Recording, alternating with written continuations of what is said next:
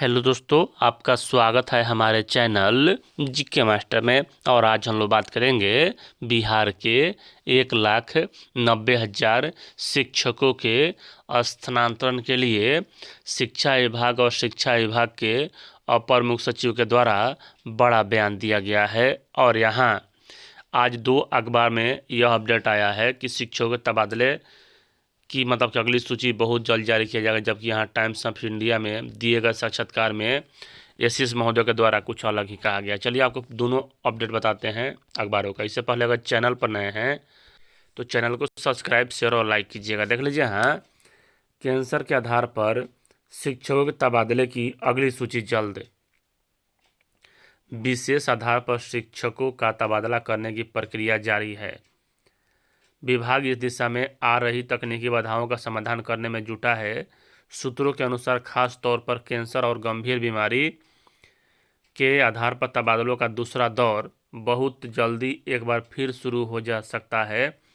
विभाग ने इसकी तैयारी पूरी कर ली है। आधिकारिक जानकारी के अनुसार शिक्षा विभाग ने 31 जनवरी तक इस शिक्षा कोष पोर्टल पर रिक्तियों की जानकारी राज्य के सभी डीईओ से मांगी है। जानकारी मिलने के तत्काल बाद तबादलों का दौर फिर से शुरू हो जाएगा। विभाग के शीर्ष अफसर लगातार इसकी समीक्षा कर रहे हैं। यानी कि यहाँ यह बात हुआ कि बहुत जल्द शुरू हो जाएगा फरवरी प्रथम सप्ताह में। लेकिन यहाँ कल एसएस महोदय के द्वारा यहाँ इंटरव्यू दिया गया टाइम्स ऑफ इंडिया को, और इसमें कहा गया कि मेरा लक्ष्य 3 महीनों के भीतर स्कूलों को कागज रहित बनाना है। और यहाँ उन सभी बातों को तो किए ही, साथ ही साथ यहाँ बात किए 1,90,000 शिक्षकों के स्थानांतरण का। अब तक 1,90,000 से ज़्यादा शिक्षकों में से सिर्फ 35 आवेदन ही तबादले के लिए स्वीकार किए गए हैं। क्या विभाग इस प्रक्रिया में तेजी लाने की योजना बना रहा है? तो इनका जो उत्तर था देख लीजिए। उन आरंभिक अनुप्रयोगों को परीक्षण के आधार पर मैनुअल रूप से संसाधित किया गया था, लेकिन मैनुअल तरीकों से यहाँ त्रुटि हुई। यानी कि यहाँ अब तबादला प्रणाली पूरी तरह से ऑनलाइन होगी। यानी कि यहाँ पहले पत्र पढ़ा जा रहा था, लेकिन उतना पत्र पढ़ना इतना मतलब आसान नहीं था। अब यहाँ ऑनलाइन होगी। तो यहाँ सोचने वाली बात यह है कि ऑनलाइन जब होगी तो इतना दिन से किया जा रहा था। 16 कमेटी बना दिया गया और वह मतलब कि अपने अपने काम में व्यस्त हैं। मतलब उतना ज़्यादा अभी आवेदन पढ़ेगा कौन, जिससे पारदर्शिता और गति सुनिश्चित होगी। हमने तबादले अनुरोध को 3 समूह में वर्गीकृत किया है। आपातकालीन मामले जैसे गंभीर बीमारी, यह सब हो गया, पति पत्नी का तबादला, और तीसरा यहाँ स्थानांतरण आधारभूत अनुरोध यानी कि दूरी के आधार पर स्थानांतरण।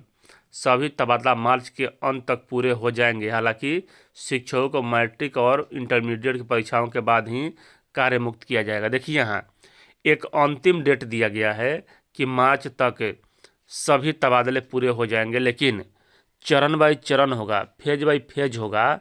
तो यहाँ समझिए कि अगर ऐसा नहीं कहा जा रहा है कि सभी तबादले मार्च के अंत में ही होंगे।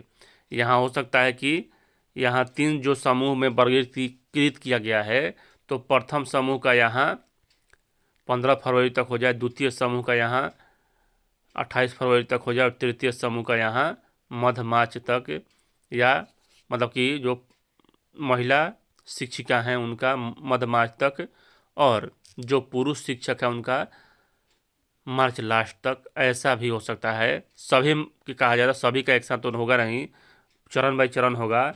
तो इसलिए यहाँ स्थानांतरण की प्रक्रिया है वह जारी ही रहेगा।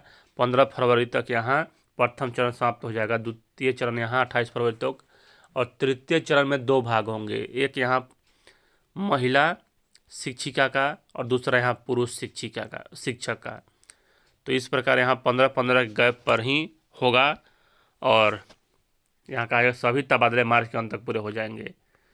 तो यहाँ चिंता नहीं करना है, धीरे धीरे ही मतलब कि हो जाएगा। इतना दिन वेट किए तो थोड़ा और वेट कर लीजिए। क्या कहा जा सकता है, पहले दिसंबर लास्ट हुआ, फिर जनवरी हुआ, फिर फरवरी हुआ, अब मार्च कहा जा रहा है। तो चलिए देखते हैं आगे क्या होता है। उम्मीद न महीना ही छोड़िए, देर है अंधेर नहीं है, तबादला होगा, चिंता नहीं करें। चिंता होता भी है, लेकिन क्या करिएगा यहाँ मतलब कि शिक्षा विभाग इतना टाल मटोल रवैया अपना रहा है कि कोई क्या कह सकता है। चलिए इस वीडियो में इतना ही। वीडियो देखने के लिए धन्यवाद।